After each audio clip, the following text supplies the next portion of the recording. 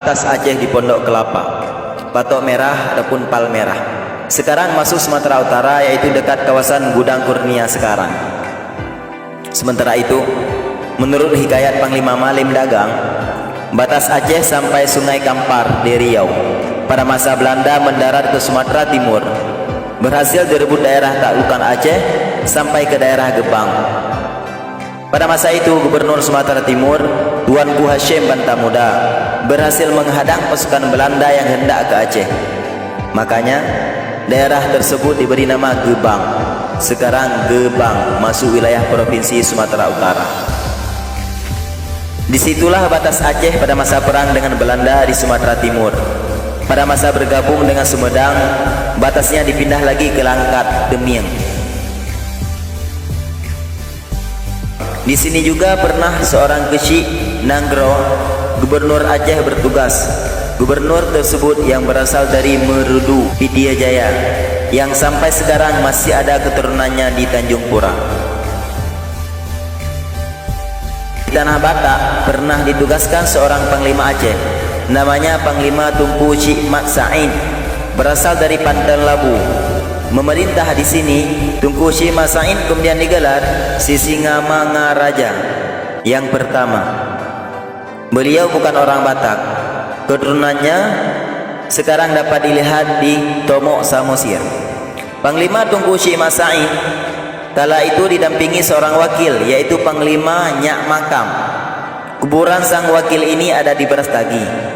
Namun kemudian ada Sisingamangaraja yang memerintah di Batak, yakni Sisingamangaraja yang ke-12. Dia berasal dari keturunan Batak bermarga Sinambela dan beragama Kristen.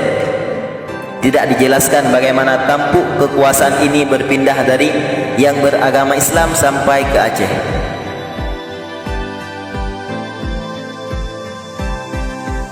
Di daerah ini pernah ditugaskan seorang panglima yang bernama Panglima Nyak Gam.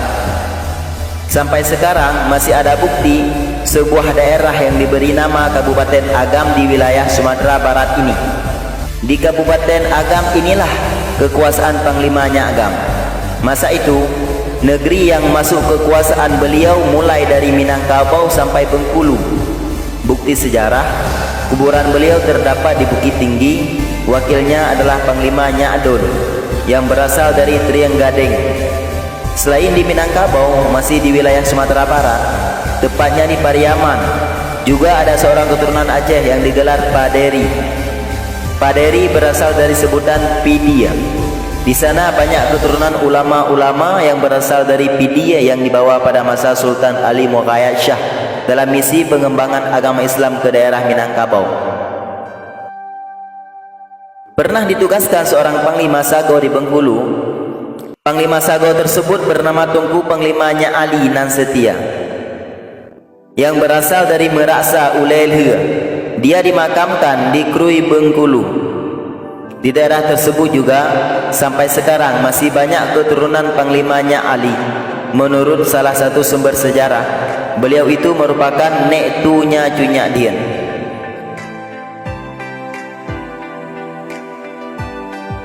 Di daerah Melayu satu ini pernah bertugas seorang Sinanggro, gubernur asal Aceh. Dia bernama Tunku Panglima Japakeh Merudu. Namun dia meninggal karena ditikam dari belakang oleh tentara Sriwijaya. Mayatnya kemudian dibawa pulang ke Aceh dan disemayamkan di Masjid Madinah Merdu, Pidie Jaya. Di Malaysia juga pernah bertugas seorang Syik Nanggro, gubernur Aceh, yang bernama Panglima Tunku Syik Muhammad. Dia memerintah mulai dari Temasik ataupun Singapura, Johor sampai daerah Gentingkra, berbatasan dengan Thailand ataupun Siam. Bukti sejarah, kuburannya dapat dijumpai di Johor Bahru, Malaysia.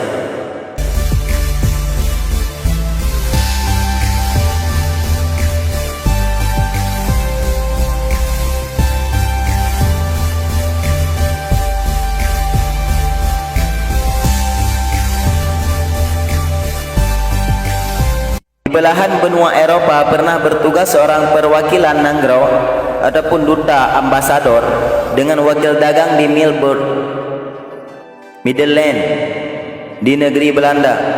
Pada posisi Wakinagro atau duta negara dimandatkan kepada Tunku Abdul Hamid Pangwa Merdu dengan beberapa orang wakil dagang serta staf wakil negara.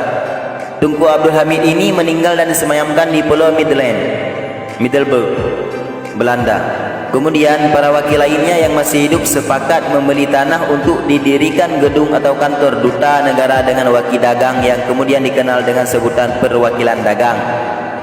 Di halaman gedung itu dipancangkan tiang bendera alam Pedeng Aceh. Pada masa itulah bendera alam Pedeng dikenal oleh dunia luar. Duta yang didirikan di Belanda merupakan perwakilan untuk semua negara Eropa, bukan untuk Belanda sahaja. Walaupun letaknya di negara Belanda, wakil atau duta negara yang masih hidup dan kembali ke Aceh lalu wafat di tanah Aceh, kuburannya dapat dijumpai di Kampung Baru. Sayangnya tidak ada upaya pemeliharaan dari pemerintah terhadap makam-makam tersebut sampai terbengkalai semuanya.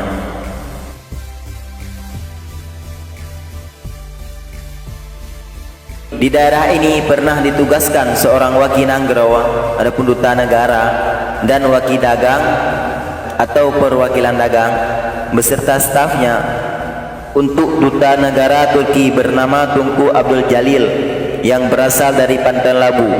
Sekarang di negara tersebut ada 4 kuburan yang sudah tidak jelas namanya lagi.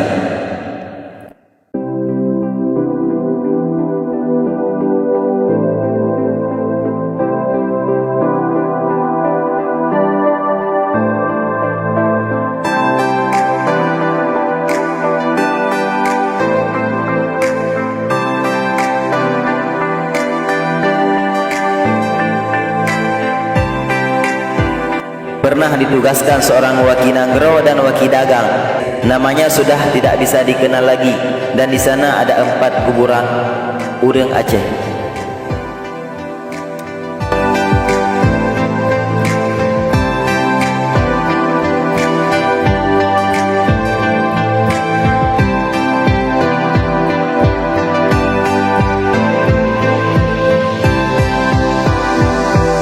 Ada Wakinagro dan wakil dagang di daerah ini. Namanya juga tidak diketahui lagi. Yang jelas di negara Cina ada 6 kuburan ataupun makam orang asal Aceh. Keterangan dari warga Tionghoa di Penayung.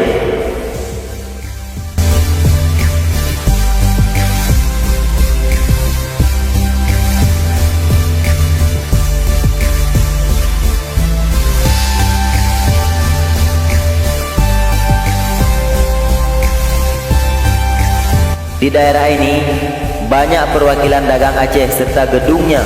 Terdapat 2 kuburan tetapi namanya sudah tidak bisa dikenali ataupun dibaca. Kemudian di Mekah didirikan sebuah bangunan rumah Aceh sebagai tempat istirahat atau rumah singgah jamaah haji dan orang yang sedang menuntut ilmu di tanah suci tersebut, tepatnya di samping Masjidil Haram. Namun karena ada perluasan Masjidil Haram, sekarang rumah itu sudah dipindah dan diganti dengan bangunan batu. Menurut keterangan dari seseorang di Pesangan, Matang Gelempang 2, Kabupaten Biren, tanah dan bangunan itu diwakafkan oleh seorang Habib dari Buga, Pesangan, namanya Habib Buga.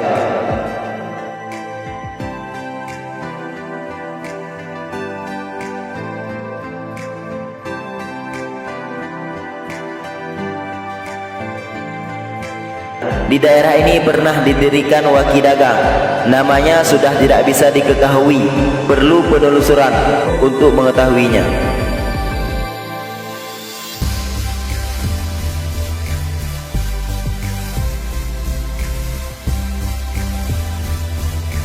Pernah juga ada wakil dagang Aceh dan gedungnya, namun sayang namanya sudah kabur dan tidak bisa dikenali lagi.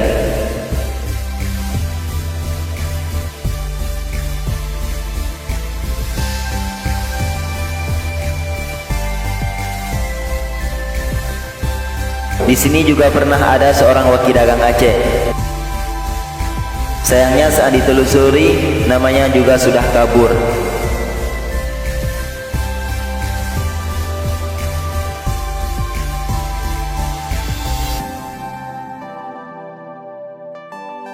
Di Kongo pernah didirikan Waki Dagang Aceh juga sampai sekarang masih ada keturunannya di negara tersebut dan mereka masih fasih berbicara bahasa Aceh. Keterangan seorang pasukan Gurkha ataupun TNA yang pernah dikirim dalam misi perdamaian di Kongo.